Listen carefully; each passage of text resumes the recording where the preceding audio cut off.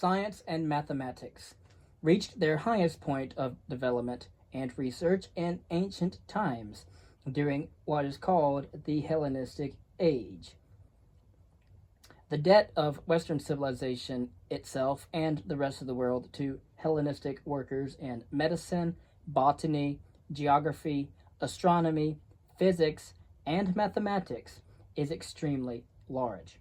In all of classical antiquity, the greatest name in mathematics, which was the most extensive and enduring contribution of the Hellenistic scientists, and physics, is Archimedes of Syracuse, around 287 to 212 BCE.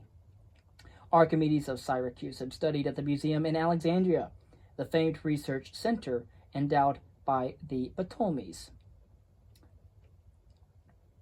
And his discovering of the principle of the lever, and of his rushing naked from his bath with the cry Eureka, which means I have found it, on discovering the principle of specific gravity, i.e., water displacement.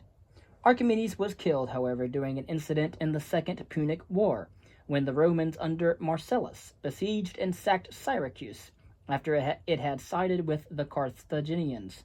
Plutarch's Life of Marcellus contains a description of this event, along with an account of Archimedes and his scientific genius.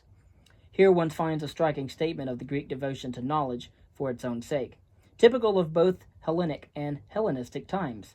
But the achievements of Archimedes show that the Greeks could, when they wished, make practical application of their theoretical knowledge. Their failure, however, to achieve the spectacular material progress more characteristic of the Roman and especially of our own modern civilization, is here attributed to a disdainful regard for the whole business of engineering and the useful arts as base and vulgar. Archimedes wrote that with the given power he could move any given weight whatever, and as if rejoicing in the strength of his demonstration, he said to have declared that if he were given another world to stand upon, he could move this upon which we live.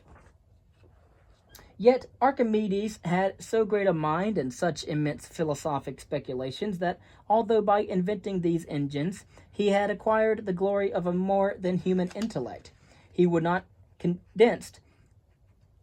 condescend to leave behind him any writings upon the subject, regarding the whole business of engineering and the useful arts as base and vulgar, but placed his whole study and delight in those speculations in which absolute beauty and excellence appear unhampered by the necessities of life, and argument is made to soar above its subject matter, since by the latter only bulk and outward appearance, but by the other accuracy of reasoning and wondrous power can be attained.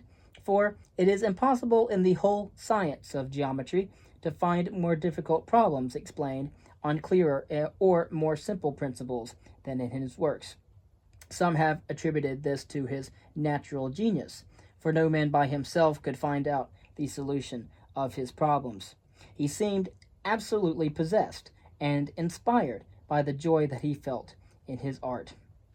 Again, I'm reading from Plutarch's Parallel Lives concerning Marcellus.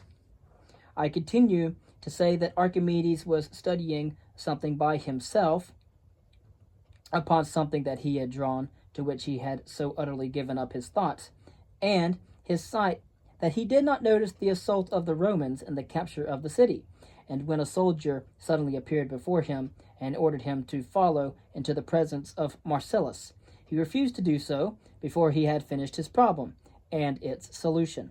The man hereupon in a rage drew his sword and killed the genius, that which was Archimedes.